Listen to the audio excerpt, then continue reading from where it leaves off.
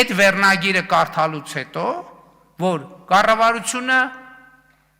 առողջապահության ապահովագրության հարցը լուծում է զինապահ հիմնադրամի հաշվին։ Այդ վերնագիրը կարդալուց հետո հաջորդ եզրակացությունը անխուսափելի է, երկիրը կործանվում է։ Ոչ սրբություն է մնացել, ոչ զոհերին են հարգում, ոչ արժեք կա, կործանվում է այս երկիրը։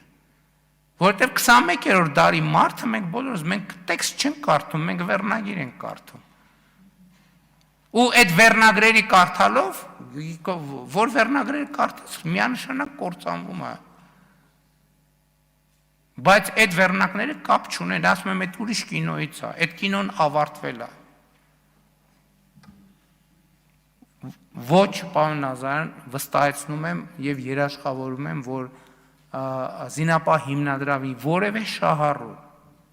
որևէ շահառուի նկատմամբ ստանձնած որևէ պարտավորություն չի մնալու անկատար։ Ընդ որում ոչ միայն հիմա, այլև նախորոշված ժամկետի ամբողջ ընթացքում։